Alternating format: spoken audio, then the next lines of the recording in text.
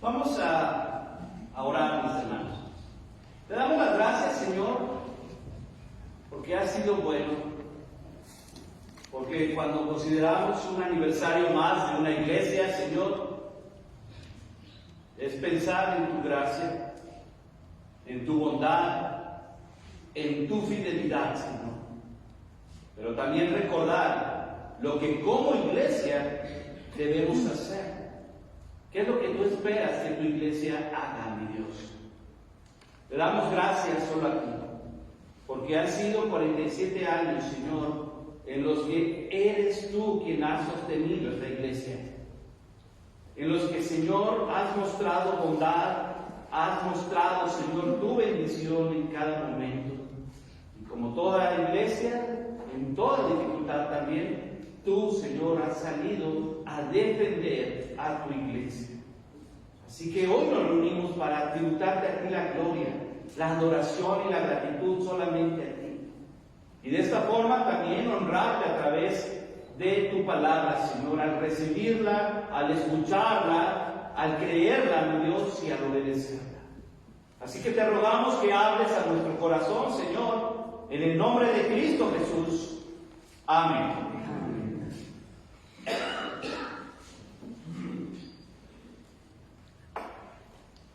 Un avión iba en su recorrido normal.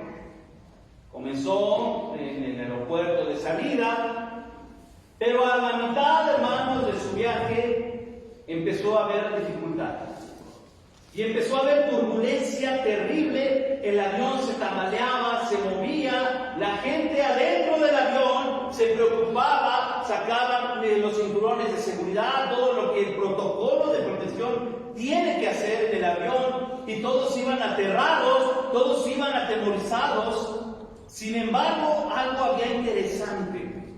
Entre todo el tumulto, entre todo el temor que había, alguien notó que había un niño de alrededor de unos 10 años mirando por la ventanilla, sentado tranquilamente con su cinturón de seguridad puesto, con un avioncito de juguete en sus manos y mirando hacia afuera. Volteaba y veía a todos, y todos alarmados. Y este niño agarraba su avioncito y miraba hacia afuera en su lugar. Todo era un caos. Algo está ocurriendo, ¿saben lo que está pasando? Y el niño dijo algo interesante. Dijo, sí sé lo que está pasando. ¿Y por qué estás así tan tranquilo en medio de todo esto? Y el niño dijo, porque mi Padre es el mismo en nuestra vida, para recordar que nosotros no vamos a cambiar las circunstancias, pero nuestro corazón debe estar depositado en aquel que va al frente cuidando de nosotros. Cuando hablamos, hermanos, del aniversario de nuestra iglesia, debemos recordar, hermanos, que ha habido momentos de turbulencia, que ha habido momentos, hermanos, donde tal parece que el avión en el que vamos se va a estrellar. Y peor, va a caer en medio del mar, o se hunde, queda a la deriva, y los que van adentro corren peligro.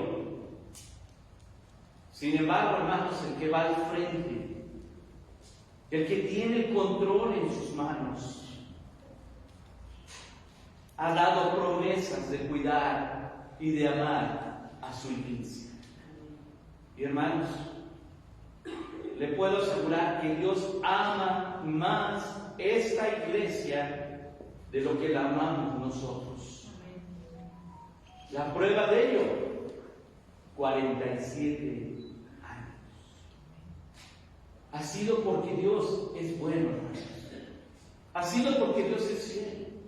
Ahora, si pensamos que Dios tiene el poder de cuidar de su iglesia, hermano, Dios tendrá el poder para cuidar de usted. Dios tendrá la facultad para proteger nuestros hogares y nuestras familias. Pero tenemos que hacernos como un niño, decía el Señor Jesús. Tenemos que regresar a ese pensamiento en el que nuestra confianza está únicamente depositada en aquel que sí lo puede todo. Y nosotros, hermanos, al ser parte de la iglesia, tenemos una de las dichas más grandes que a veces no sabemos aprovechar. Porque Dios sigue siendo bueno, porque Dios sigue siendo poderoso con o sin nosotros, hermanos. Dios seguirá siendo el Señor de la iglesia. Pero la iglesia le debe a Dios, hermanos, honra. La iglesia le debe a Dios obediencia. La iglesia le debe a su palabra sujeción. La iglesia le debe a Dios confianza, fe en lo que Dios ha determinado. El proceder, hermanos, de cada iglesia, el Señor los guía a través de su Espíritu. Pero es donde tenemos que hacer a un lado, hermanos. El yo, Pablo decía, ¿verdad? Con Cristo estoy juntamente crucificado, ya no vivo yo. Lo que debo hacer ahora es vivir para Cristo. Lo que la iglesia debe hacer es vivir para Cristo. Pero qué fácil es tomar a la ligera la vida cristiana y encasillar mi cristianismo a lo que yo considero debe ser. Hermanos, en nuestra lectura en el libro de Hechos nos damos cuenta de cómo Dios emplea a sus hijos, cómo Dios usa nuestras vidas. ¿Se acuerdan, hermanos, según Pablo, escribiendo a los Efesios, capítulo 1, cuál es el objetivo de nuestra existencia? ¿Para qué fuimos creados? Para la alabanza de su gloria. Y si nosotros, hermanos, no alcanzamos a entender el peso glorioso que tiene saber que mi vida debe ser para la gloria de Dios, hermanos, seremos hogares frustrados, seremos vidas frustradas. Y no estoy hablando, hermanos, de tener cultos movidos con mucha música. Estoy hablando de doblar la rodilla y vivir en integridad para con Dios.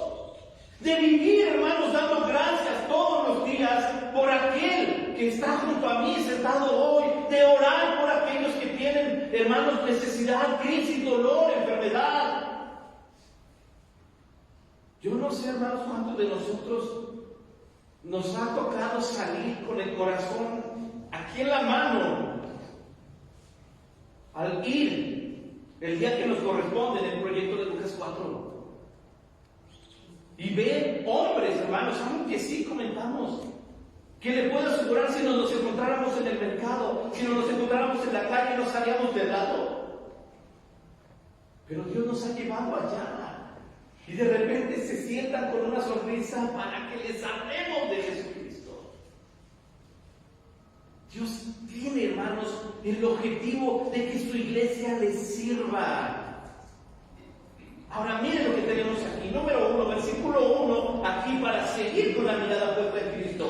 Había entonces en la iglesia que estaba en Antioquía profetas y maestros. Bernabé, Simón, el que se llamaba Níger, Lucio de Cirene, Manaén, el que se había criado junto con Herodes, el tetrarca, y Saulo. Número 1, hermanos, había responsabilidad con los dones.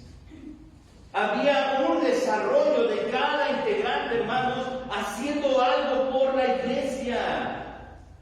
Si yo soy parte de la iglesia, hermano, pregúntese qué estoy haciendo en la iglesia. ¿Cuál es mi función en la iglesia?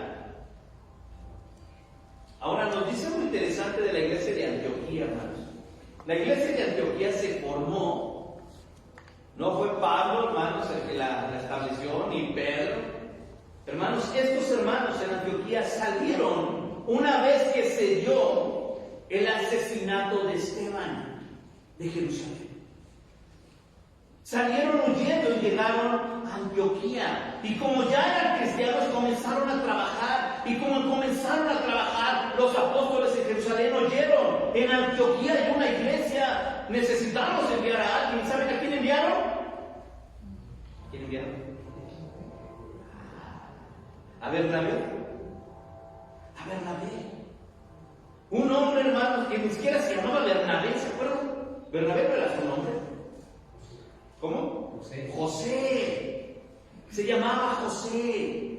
Pero al ver su testimonio, los apóstoles le apodaron Bernabé, que significa hijo de consolación. Hermanos, todo creyente debiera ser un Bernabé andando, que sepa consolar, que sepa dar palabras de ánimo, que su vida refleje que Cristo está con él. Y bueno, enviaron a Bernabé.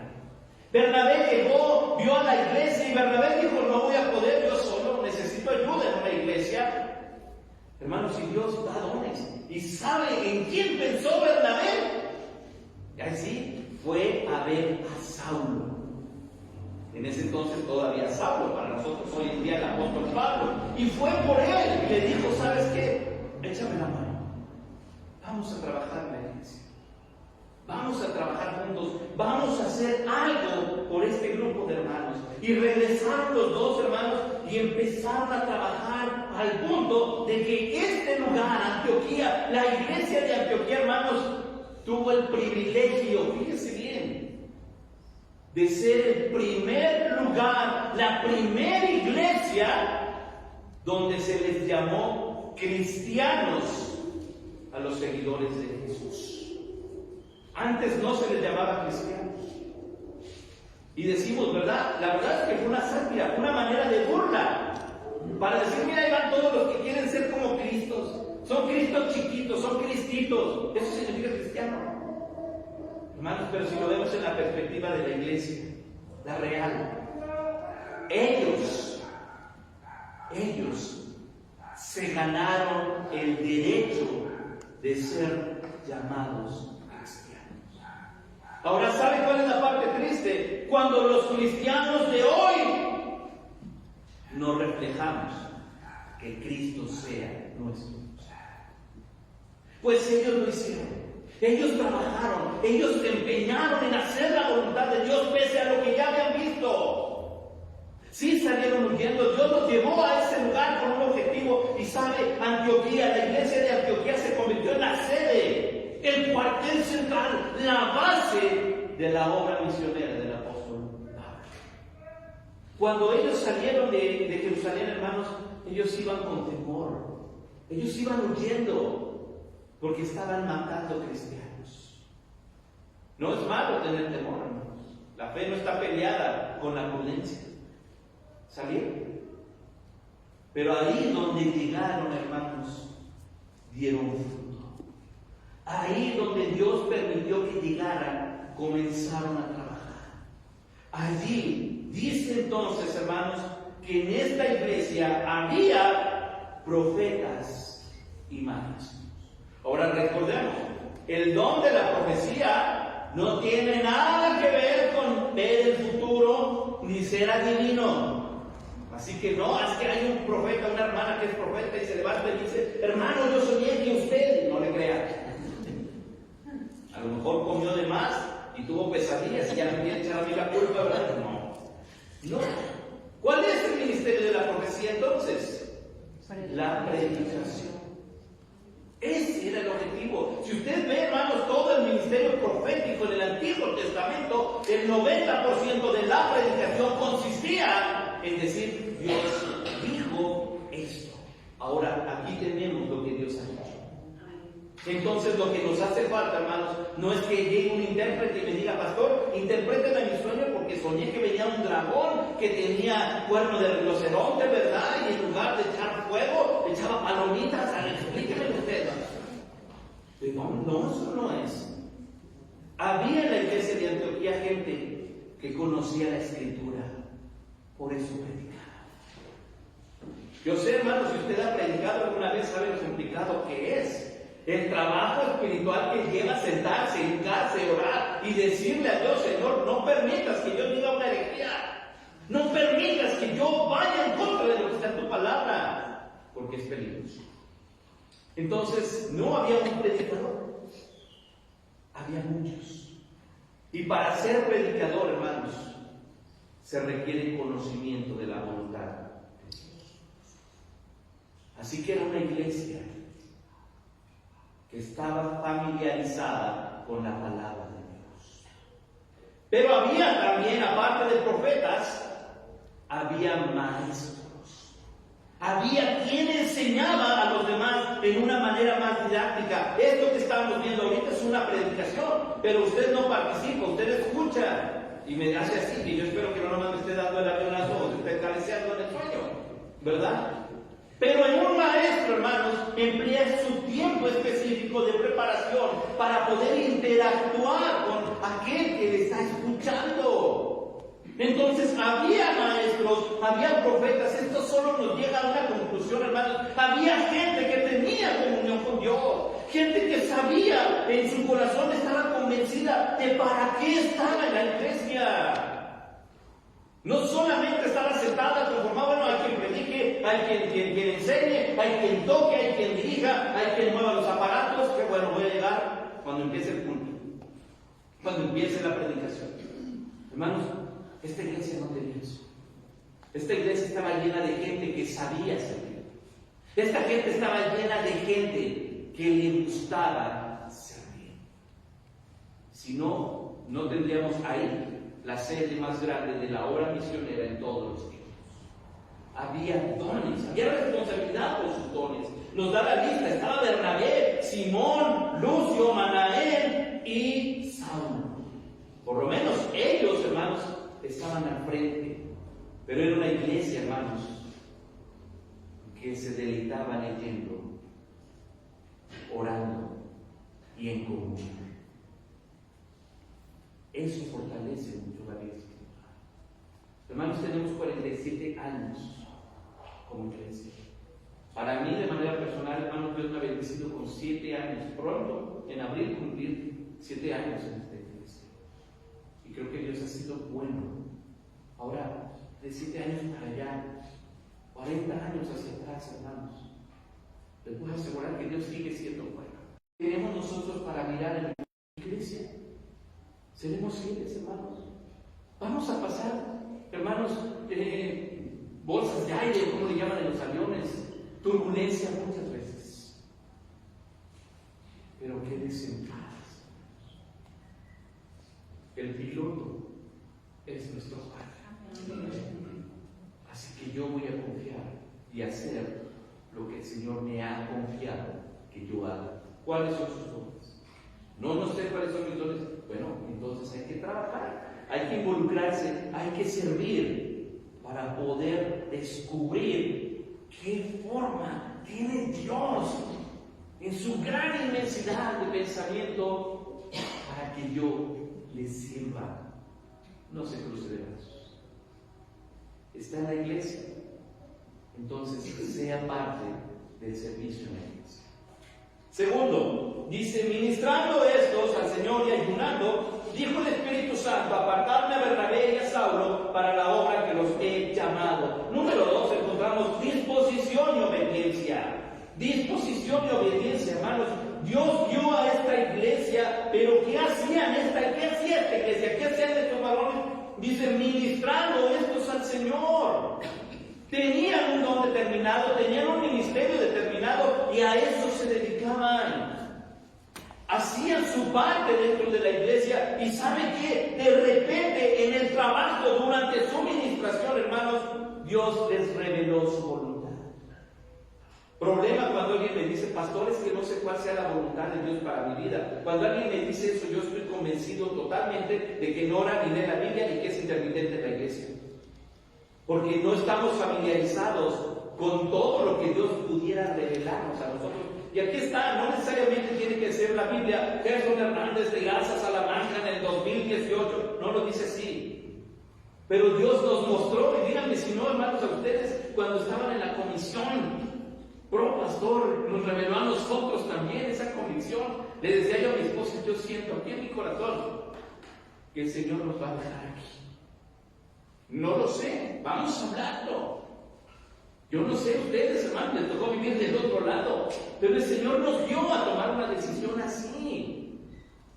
Esta iglesia, hermanos, se caracterizaba por tener ese tiempo para poder escuchar y comprender lo que Dios tenía que decir. Hermanos, triste cuando un hogar no lee la Biblia, cuando una familia no ora juntos, vamos, cada quien come por su lado, uno en la cocina, otro en la sala, otro frente a la tele, ¿verdad? Ni siquiera hay armonía. Y estamos hablando de posibles familias cristianas.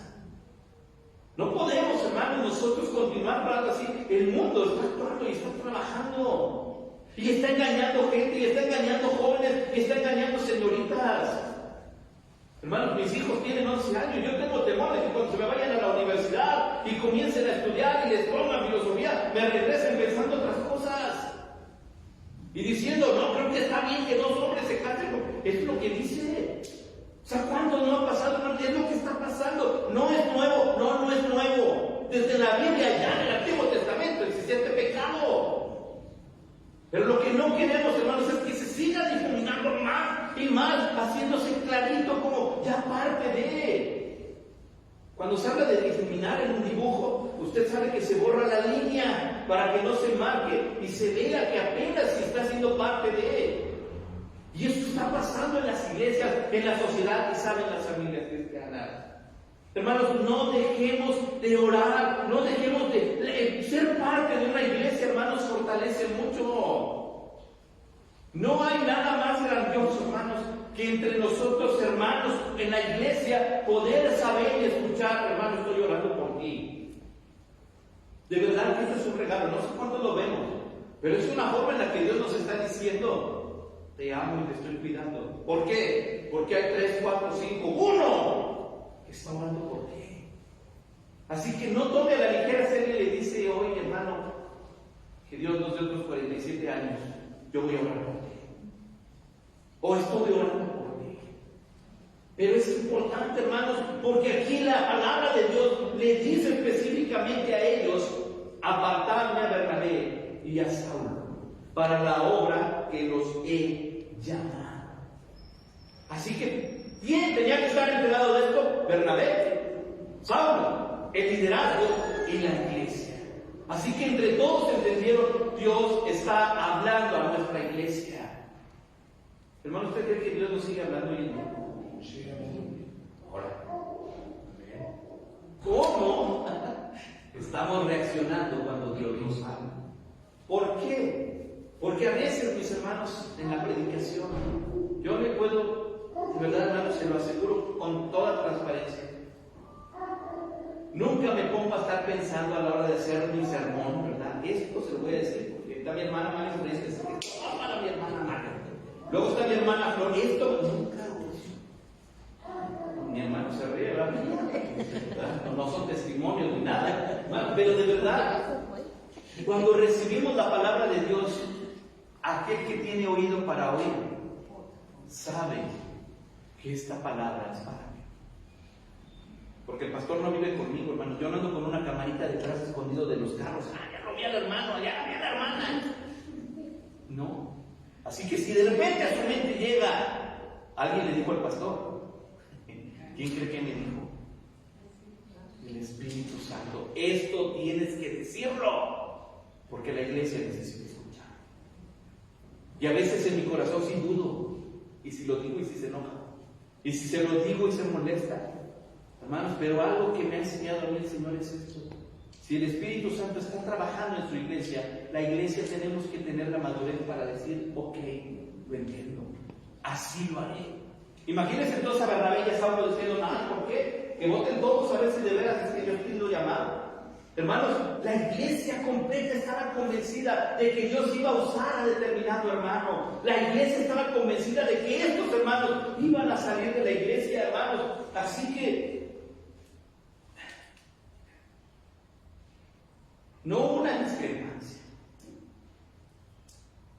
¿Sabe por qué la seguridad, hermanos, del Espíritu Santo para decir: estos dos los voy a usar y los voy a usar fuera de Antioquía? Porque la iglesia seguía teniendo gente dispuesta a trabajar. Dios no descuidó su iglesia. Hermanos, en los momentos en los que ha habido un tiempo donde no existe, hermanos, el pastor, por lo menos la figura pastoral, le puedo asegurar que Dios ha usado a nuestros hermanos diáconos, a los ministros del turno, para que la iglesia no tenga que cerrar sus puertas, para que la iglesia pueda seguir adelante, porque no se nos debe olvidar que la cabeza de la iglesia es Jesucristo. Amén. Y Él, hermanos, está al frente, aunque la turbulencia nos amenace. Él ha determinado, voy a usar a estos allá, pero aquí sigo teniendo a estos. Hermanos, ¿cuántos años tiene usted en la iglesia? No me conteste, solo pregúntese, ¿cuánto tiempo tengo yo en la iglesia? Porque ese tiempo, hermanos, es el tiempo suficiente para decir: Dios, úsame. Seré bendición a la iglesia. Voy a sonreírle al hermano, voy a llegar temprano, voy a ir y ayudar. Al final del culto yo me voy a quedar y voy a apagar las luces. Mi ministerio será el ministerio del foco, ¿verdad? Voy a apagar las luces. Pero son cosas tan pequeñas, hermanos, que siempre ayudan y hacen más ligera la carga. El poder tener ese cuidado. Dios dijo: Bernabé, Saulo, hay una tarea para ustedes. Sus dones los voy a usar. Iglesia de Antioquía, seguirán al frente, seguirán trabajando, seguirán enviando gente. Número 3, hermanos, tenemos algo interesante. Entonces, habiendo ayunado y orado, les impusieron las manos y los despidieron. Número 3, hermanos, un consejo que nos da la iglesia de Antioquía. Hermanos, vamos para estar animándonos a servir. Animándonos a servir. ¿Sabe qué hicieron ellos? Ayunaron, oraron, siguieron sus cultos, seguían ministrando al Señor. Había disciplina en sus vidas. Y cuando llegó el momento, hermanos, dice la Biblia, dice aquí Lucas, que les impusieron las manos. No hay nada místico, ni nada mágico, no hay transferencia de espíritus, ni nada. ¿Sabe qué significa imponerle las manos? Es la aprobación eclesial para decir: tú tienes nuestra aprobación y la guía del Espíritu para la obra que se te ha encomendado. Por eso cuando hace un pastor y se le hinca y se le impone las manos, no hay magia. El pastor no brilla, no me va a salir cabello si me impone las manos 3 o 4 veces. No hay nada mágico en eso. Hermanos, es lo que la iglesia determina para decir: estamos de acuerdo en que Dios nos ha guiado para que tú nos ministres. Así que ellos tuvieron la aprobación de la iglesia y confiaron en que Dios los iba a usar. La iglesia no se quedó de sana. La iglesia siguió, hermanos, los enviaron. Y tenemos viajes misioneros, que gracias a esos viajes misioneros nos llegó esto aquí, hermanos. Gracias a lo que hicieron esos hombres. Ahora, para terminar nosotros, hermanos, tal vez nuestra acción esté cruzando turbulencia muy fuerte. Ya sea nuestra vida, nuestra familia. Ya sea nuestra familia esté atravesando turbulencias muy duras. Y quizá la iglesia, porque el diablo trabaja contra la iglesia. Hermanos, el piloto es el Señor. Él tiene controlada la situación. Este niño decía: mi padre es el piloto. Por eso puedo confiar en esto, en Él, aunque el avión se esté tambaleando. Hermanos, Dios nos ha concedido 47 años y la iglesia se tambaleando, pero Él sigue al frente, sigue. Hagamos entonces hoy, hermanos, una promesa con todo nuestro corazón, un propósito. Por amor a Dios, por amor a nuestra iglesia, hermanos, seré leal a la iglesia. Seré participativo en la iglesia. Estaré presente en la iglesia. Serviré a mi Dios en la iglesia. Porque Dios es digno de otros 47 años de fidelidad, de pacto. Padre, te damos las gracias por tu palabra. Y te damos gracias, Señor, porque tú eres el Señor y el dueño de la iglesia. Ahora hablamos nosotros específicamente de esta iglesia, de la cual llamamos nuestra iglesia porque somos parte de ella. Señor, enséñanos a usar nuestros dones. Enséñanos a caminar con humildad y con sujeción. Enséñanos a hacer bendición. Enséñanos a hacer testimonio de poder. Y que nuestra vida refleje que en este lugar se predica a Jesucristo, que en este lugar se adora a Jesucristo y que cuando salimos de aquí llevamos el mensaje de Jesucristo. Señor, gloria a tu nombre por 47 años de existencia de Oreb. Y en tu nombre, Señor, haremos otros 47 años sirviéndote y proclamando la verdad. Que tu nombre sea exaltado y que tu palabra sea predicada por cada una de las vidas que corresponden y pertenecen a ti. Gracias te damos por tu palabra, Señor. En el nombre de Cristo Jesús. Amén. Dios les bendiga, hermanos.